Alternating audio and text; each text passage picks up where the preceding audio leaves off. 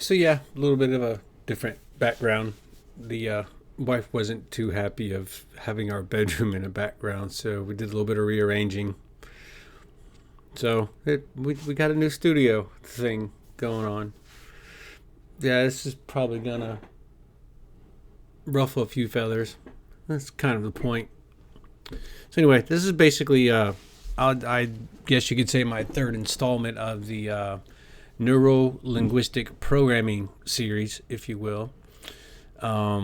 Trying to show how language has been used to manipulate people and trying to give you some tools to put in your toolbox, ammunition to use, so you can start watching and paying attention and actually seeing it in action and being able to identify it when you do see it. So the topics I'm going to cover today are the two taboos, the two things you're not supposed to talk about at the dinner table or around friends. You guessed it, politics and religion. The two things that just not supposed to talk about. Why aren't we supposed to talk about them? Where did this come from? Where did this initiate? I've looked into it a little bit, trying to get some basic background of it, but basically it's a couple of different schools of thought. But one of them is there was a lady named Emily Price that had like a etiquette school or school for ladies. She's basically the theory is she's the one who kind of started it's a taboo topic because polite people don't talk about the subjects. Some people say it goes back to England, way back to the 1600s, early 1700s, where you weren't supposed to talk about it because, you could have your head lopped off if the wrong people hear you talking and saying the wrong things. But in our culture, in the American culture, it's permeated to where it's an automatic given. People already know when you say what are the two things you're not supposed to talk about. Everybody knows politics and religion, right? But how did it get to that point? Have we, as a society, decided collectively that those two topics are taboo? Why can't we talk about them? I'll dig into each one, and then I'll kind of sum this up with a little bit of how social media has made an impact on it. So we'll start off with religion. Tons of debate on this. I'm not going to get into the debate side of this, but we were founded on Judeo-Christian ethics. You can't deny it. You can't. It's everywhere. Our founding fathers, the Pilgrims who left England to come over here to get away from, religious persecution that was going on over there, founded this country based on, the free practice of religion, right? It's our First Amendment and the Bill of Rights. It's beyond a doubt in my mind that we are not based on Judeo-Christian ethics. Just look at the Ten Commandments, look at our laws. So anyway, again, religion is important enough to be basically the word God shows up in like every one of our governmental documents from the founders. Big R, God-given rights, right? They're not, your God, your rights were endowed upon you by your creator. You can't escape it. Religion was the moral compass of our founding fathers. They were, everything. They opened up all debates and sessions with prayer. Even when Washington was finally put into or took the first office as president, he opened with prayer. So religion, we were founded on it. Mainly the Christian religion. You can't shake that. But now, it permeated our culture where we can't even talk about it. It's basically gone from our public schools. It's no longer the religion, the Judeo-Christian religion is no longer the moral compass of this country. But why? How did it happen? You can say that the whole separation of church and state thing happened and people took that and ran with it, not even knowing where that phrase originated from. Bonus points for those of you that do know. but it permeated into our schools where religion isn't really even a subject to be taught anymore. You can barely pray at school, let alone teach it. And dear God, the world's going to come to an end if you have anything related to the Bible in school. So we've taken our children from kindergarten on in the public school system, or the governmental indoctrination system called a school, and taken that away from them, especially the Christian side of the house. But according to the lie that we're not supposed to talk about it, or isn't it what people say that hasn't religion started more wars than anything else, killed more people, and it's the cause of more persecution of people than anything else? But we can't talk about it. Apparently, religion also had this huge impact on abortion or restricting abortions, gay marriage, oppressing their right to get married, right? Because those evil conservative Christian right-wingers. But we can't talk about it. We can't have that discussion with our friends and family. We can't sit around the dinner table and have a discussion about religion. Why not? Why do you think? If you're one of the ones who regurgitates that saying, why? Do you really believe it, or did you just say it out of reflex?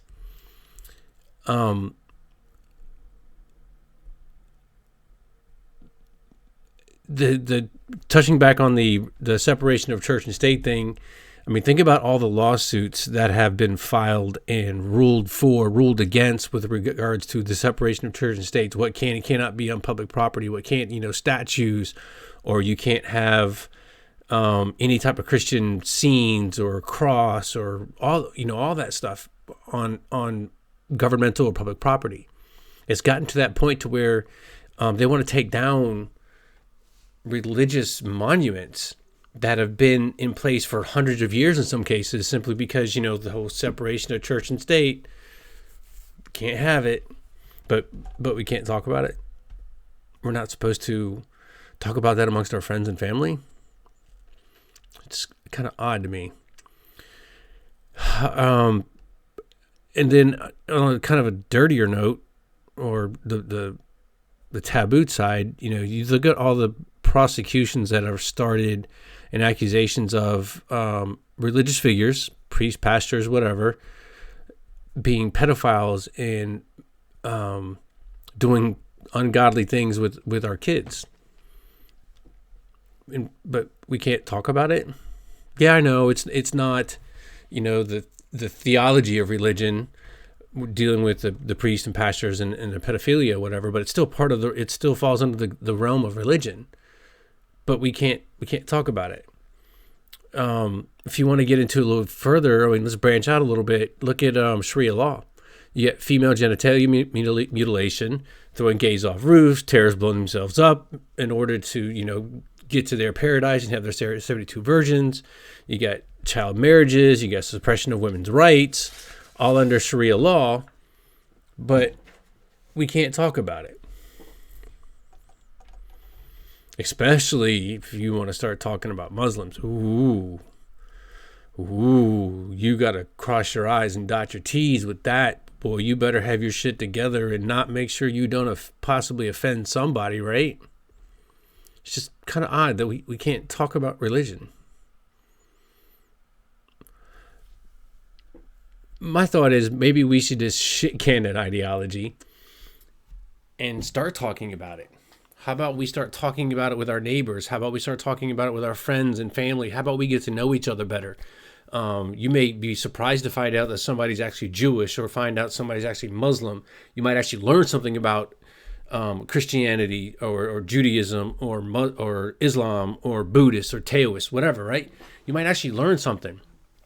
I'm not saying you got to sit there and judge and debate that my religion is better than your religion. I'm not saying that at all. But have the discussion. Why is it a taboo subject? Why is it so vehemently beat into our heads that we're not allowed to talk about religion? We're not supposed to talk about religion. Why? What if we just talk about it? I mean, we can have discussions. We can agree to disagree. You may be a hardcore atheist, and I might be a hardcore Islamist, but we still can't talk.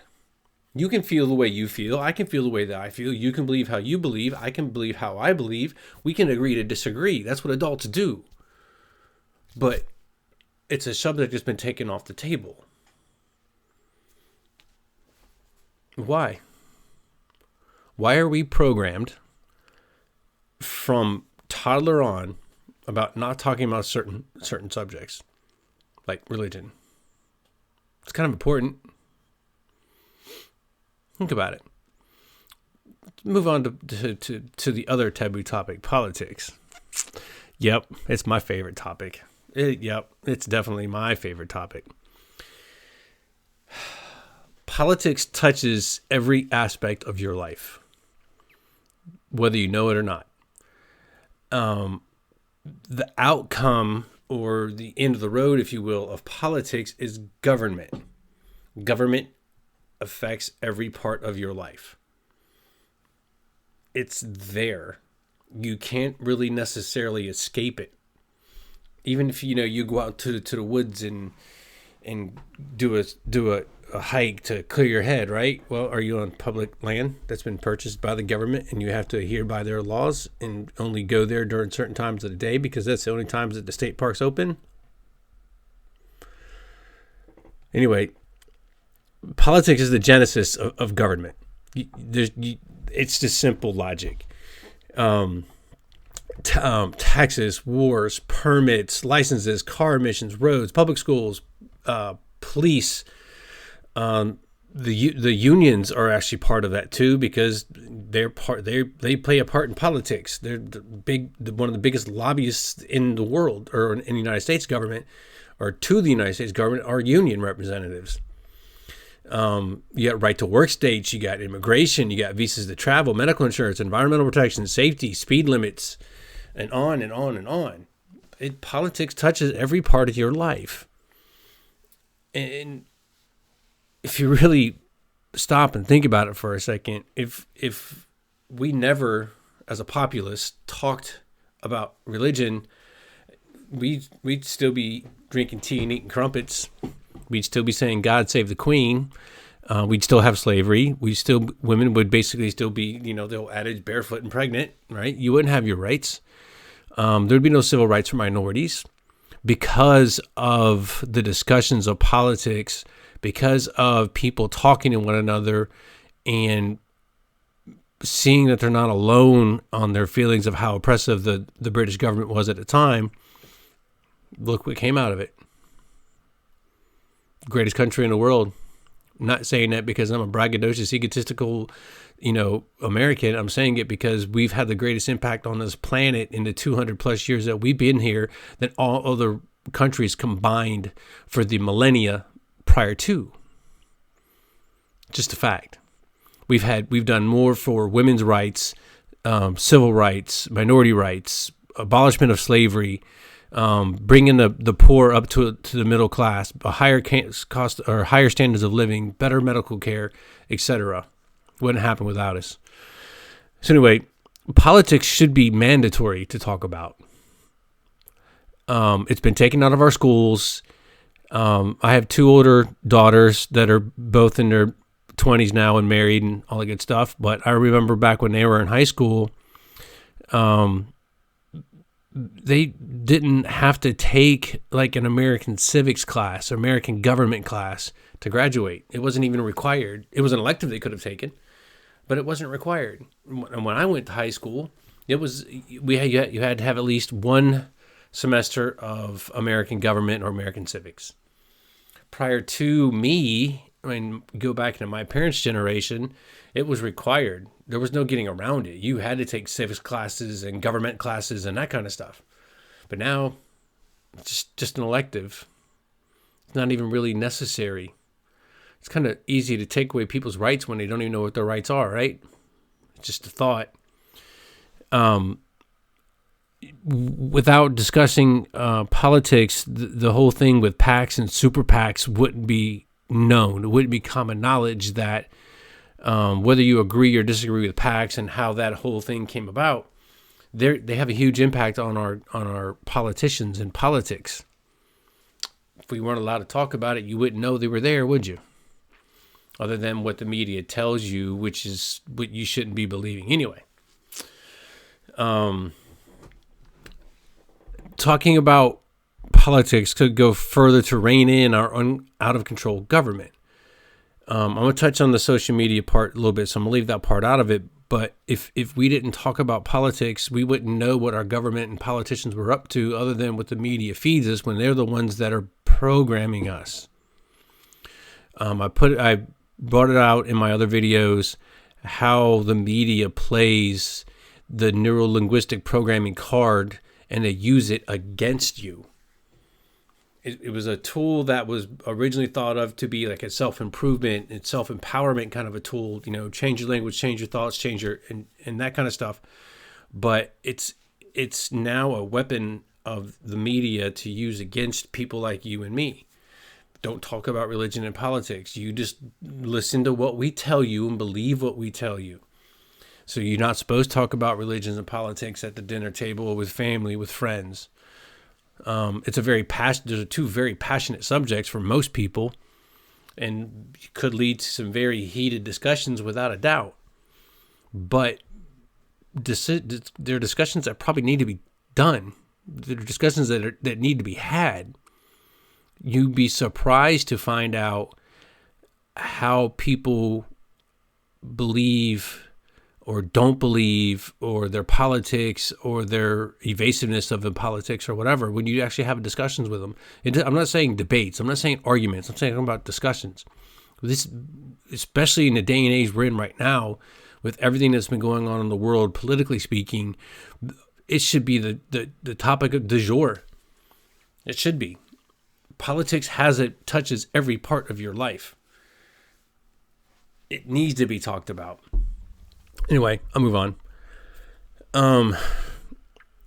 There's a thing going around. It's been around in the works for years now. It's the Article 5. It's also known as the Convention of the States, where if there's enough states that get on board, if you will, they can make amendments to our Constitution, such as term limits for politicians, salary caps, or whatever the 3/5 of the states could agree upon, could be written into and voted into our Constitution without having to go through our elected officials. And I mean, how many of them are going to, actually vote for a term limit amendment?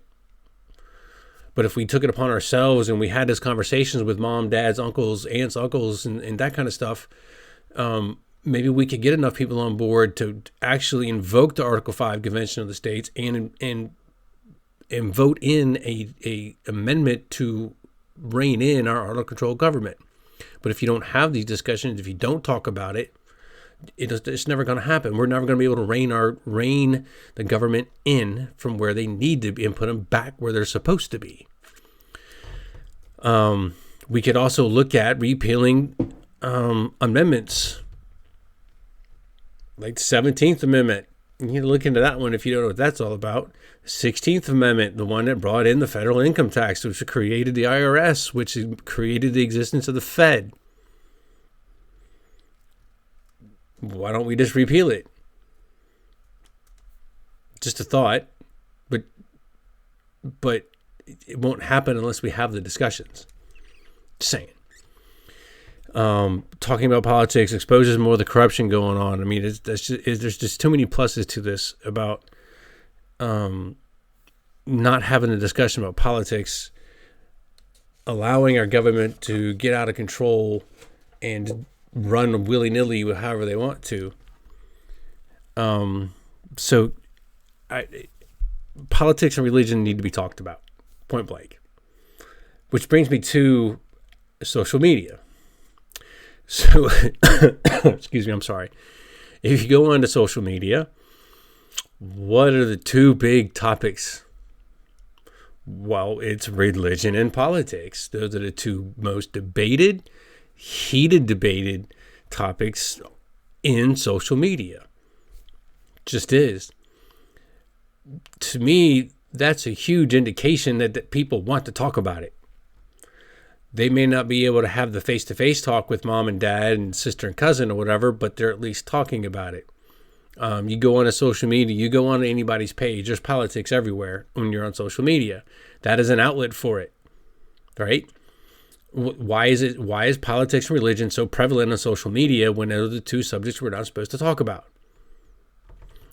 Yes, there's extremely bad behavior on social media. You got rudeness, insulting, threats, or people talking condescendingly towards other people. You had swatting. If you don't know what that is, they're people calling up the police department saying, hey, so-and-so's got a gun threatening himself, or he's threatening other people, or he's got explosive at his house, when that person doesn't and the SWAT team shows up. I mean, he gets somebody killed because of the behavior going on social media. Right? Granted, I get it. But if you look through or look beyond the behavior, the rudeness or whatever, it's there. People have been dying to talk about this stuff, and social media has given them an outlet, has given them the stage to do it, right? Because they're so afraid to do it face to face with their friends and family that's their outlet for it. Aside from the bad behavior, there are actual debates and discussions that take place, and people learn from it. I debate and have debated multiple times, more than I can count. My debate tactics tend to stick parallel with the person I'm engaged with. If they're professional and polite, I'm professional and polite. If they're rude and crude, I ain't afraid to get dirty. I'm not the high road guy. Judge me all you want, but it is what it is. So anyway, debates do take place. Social media has proven that religion and politics need to be talked about. They do it. That are the two biggest topics on social media. I mean, you have all your trending stuff. I'm not talking about trending. In general, politics and religion are the two big things discussed. Social media has also basically the trending thing I was just talking about has more or less superseded polls. If a topic such as any Second Amendment stuff or any free speech stuff or whatever, if that topic is, or if a particular politician is trending on Twitter, YouTube, Facebook, whatever, it's noticed. They pay a lot of attention to that. They being the powers that be in government, they being the media, the watchdogs, right? Social media has I'm not going to say it's totally replaced, but in a lot of aspects it has. People don't pay attention to polls nowhere near as much as they pay attention to what happens on social media. Social media is such an important platform. People's pages, their groups they belong to, are spied on, whether it be with no malicious intent, but for people to get put their finger on the pulse of what's going on. Even so, there's warrants being taken out for people's social media content, emails, and that kind of stuff, right? If you think back to the whole Russia hoax with Trump, what was it based on? The Russians were interfering with our elections in 2016, right? What was the actual centerpiece of how they were infringing or trying to interfere with our election? It was via social media. Remember the Russian troll farms that spent $400,000 on these dumbass Facebook pages and ads? But that was the centerpiece of the Russian interference in our election. It's kind of important. And then you also have people like Project Veritas, as an example, on social media that have done tremendous work undercover. You can hate them, you can not like their tactics, but look at what they've exposed. again, I say all that. Social media is this huge platform. It's a very important platform. It's an outlet for people to talk about. That's where they go to talk about politics and religion. Politics and religion need to be talked about, not just on social media, but that's like the majority of where those discussions take place. How often do you see people that are like huge, political people on their social media pages, but when you see them in person, it never comes up in discussions? It's kind of weird to me. I am a political animal. It's a huge hobby of mine, if you will. I talk about it obviously on social media, and I also obviously talk about it on here, but I also talk about it in real life. It's just me. It's my thing. It's one of my passions, right? But there's a lot of people that use their social media platform for politics and or religion, but they still won't talk about it in public because it's taboo. But so prior to social media, there really wasn't an advent or an outlet for people to do that, right? You had opinion pieces in newspapers or whatever, but people really didn't talk about politics and religion at the dinner table because it was taboo. It was shh, don't do that. You might upset, grandma, or you might upset your mom and dad, or you might upset your cousins or whatever, right? But social media is taking it over. It's so important that DC wants to take over social media. They're doing it in cahoots, I love that word, with the social media boards. You got people like Facebook and Zuckerberg who's on this thing about getting rid of fake news. Or you even have fact checkers now. I find this exceedingly funny, but the Babylon Bee, which is a huge sarcastic site, that funny as hell, but they put out stuff that's just sarcasm. It's no truth to it. It's just funny, and then there's people that fact check them like Snopes. It's incredible. But anyway, so DC wants to control social media. They have gone into cahoots with the board members and founders and CEOs of these social media platforms.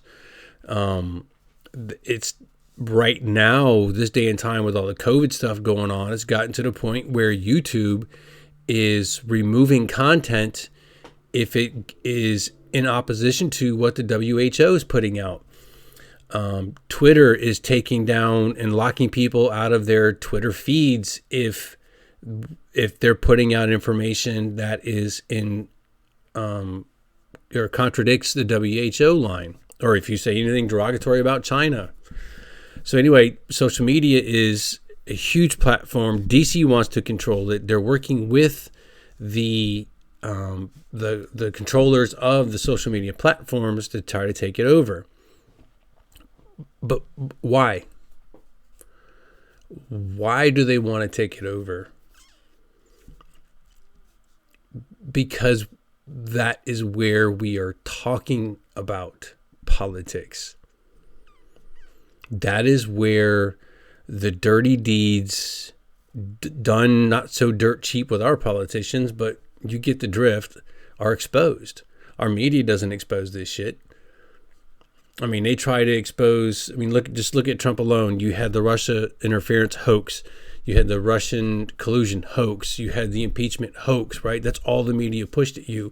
There was probably Fox is about the only one of the big name medias that had anything in opposition to the narratives being pushed by the rest of the media with regards to the lies about all those three hoax. Yes, they were hoaxes. None of that stuff that media fed you was true. It's been proven false. Anyway, so social media is where a lot of this information goes. Think about how fast something will happen in DC and all of a sudden your feed, whether it be Twitter or Facebook or Instagram or whatever, is full of information about that. Trump, a perfect example the other day was Trump when he was asking about the disinfectant and UV light therapy stuff. When he asked a question of the doctor sitting next to him, within seconds, it was all over social media.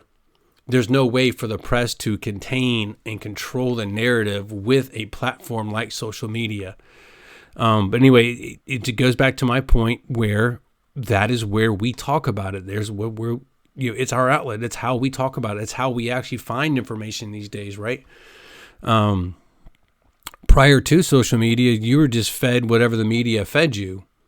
You didn't have alternative sources. You couldn't necessarily pick up a newspaper from Australia to get an alternate perspective. Now you can do it in 30 seconds. So anyway, so now DC's introducing legislation to control social media. They also want to control the World Wide Web. So if you want to go to www.truthseekers.com or whatever, truth finding site that's out there that they have determined to be disingenuous because it ousts and shows their malfeasance, they want to control it. And they're working again in conjunction with the likes of Google and Zuckerberg and Facebook and Twitter and YouTube. YouTube's another big one that's acquiescent to the demands of the media and powers that be to control content on YouTube. They're doing it with shadow banning. They're doing it with outright deleting videos. I know a couple of videos were completely wiped off of YouTube because it mentioned the name of the guy, the whistleblower, he who shall not be named. I can't, if I say it, this video will get ripped off the air too, but anyway, you get the idea. So I say all that about politics, about religion, and about social media to enlighten you and show you that it's been beat into our head and drummed into our head so much that you reflexively, everybody knows, if you mention what are the two taboo topics you're not supposed to talk about, everybody knows it's politics and religion, right? But it's been drummed into us that we have accepted that. Think about it. You may be a huge social media, political, savvy person, posting all kinds of stuff and researching information and posting information for your friends and family, but do you actually talk about it in front of your friends and family? I do. But I know a lot of people that won't. Because it's been drummed into their head. They have been programmed, neuro-linguistic programming, to not talk about it. But we need to get back to talking those subjects, not just on social media, but face to face. We need to talk about politics and religion. We need to talk to our neighbors and friends and family about it. We need to talk about the corruptions of our bureaucrats and government officials and politicians in D.C. We need to talk about how religion saved you. We need to talk about how, whatever church turned you off of religion, or talk about why you lost your faith or whatever, right? We need to have that conversation with each other face to face and in person. We need to get back to being able to have adult conversations with people face to face without having to hide behind the veil of social media. We need to find out why that individual's religion believes their God is better than that individual's religion's God.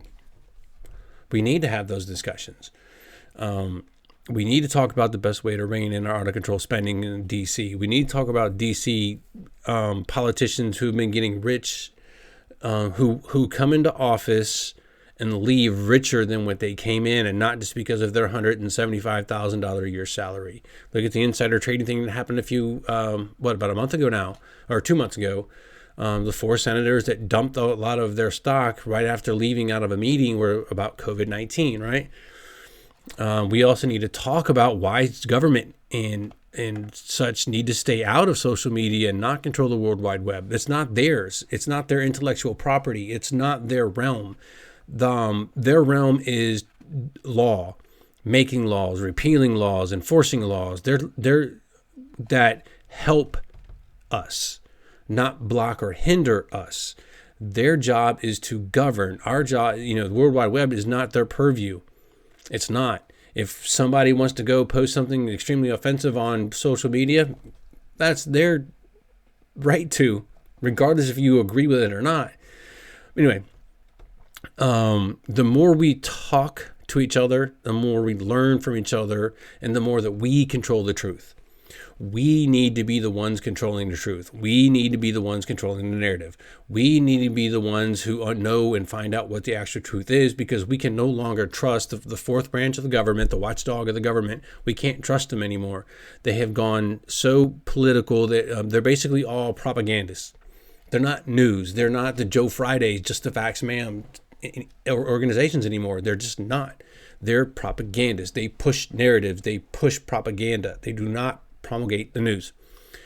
You're going to have discussions with people, and people are going to get offended. So what? It's their choice to get offended. People get offended all the time. I can't control what offends you or not. I can only control what if I choose to be offended or not. But people are going to be offended. So what? Have the conversations. People are going to disagree with you. Again, so what? That's the point of a conversation. They may disagree with you, but at least learn something from you, or you may learn something from them. You're going to have family that probably won't talk to you anymore, or won't talk to you for a long time, or not like you very much. Okay, so what? If they can't handle you or deal with you at what they see as your worst, do they deserve you at your best? Just a thought. You're going to lose friends. I say this a lot. I have a lot of acquaintances. I have very few friends. Excuse me, I'm sorry. Anyway, you're going to lose some acquaintances. You probably will lose some friends if you talk about the religion and politics thing. Okay, great. Were they your friends to begin with then? If their friends never knew you were a Buddhist, and all of a sudden you tell them you're a Buddhist and they want to, disavow you as a friend because you're a Buddhist, well, were they really your friend? If they didn't know about you or know certain aspects about you because it's something you're not supposed to talk about, then did they really know you? And were they really your friend? You'll also gain some friends. You're going to have people that you find out agree with what you agree with or what you believe. They're going to believe the same thing that you believe. You're going to gain some friends too. When we talk about politics and religion openly, not just on social media, but openly, we control the narrative, we control the truth, and we don't limit and we prevent the limitation of access to it. So it brings me to my last subject. There are several people that don't talk about politics and religion because they believe they are above the fray. I'm not a Democrat or a Republican. I'm better than them. Those are the same people that they'll look down their nose at you if you talk about politics, religion, whatever, or especially if you talk about it and they don't agree with it. Yeah, you people can fuck the right off. Just fuck off. You're not better. You're not above the fray. Most of you are afraid to get into the fray. Most of you are afraid that your lack of knowledge of a subject will be exposed. Hate me, disagree with me, that's fine. But just if you look down your nose at people because they are in the mud, in the murk, having the debates and arguments, whether it be religious or politically inclined or whatever, who are you to judge them? You're above the fray? Are you? By not talking about it? By not researching, looking into, and having a discussion to validate what you see is whether it's or what your interpretation of a political subject is right or wrong? You live in an isolated bubble and you don't have anybody challenge you, or you don't challenge anybody else, but you're above the fray? Get the fuck out of here. And one last thing about them is the people that are above the fray still rely on the legacy media and the mainstream media to get their information from. I'll just leave it at that. So anyway, I'm going to end it with, we need to get out there and talk. We need to have these discussions. We need to quit allowing our government media to dictate what we can and cannot talk about.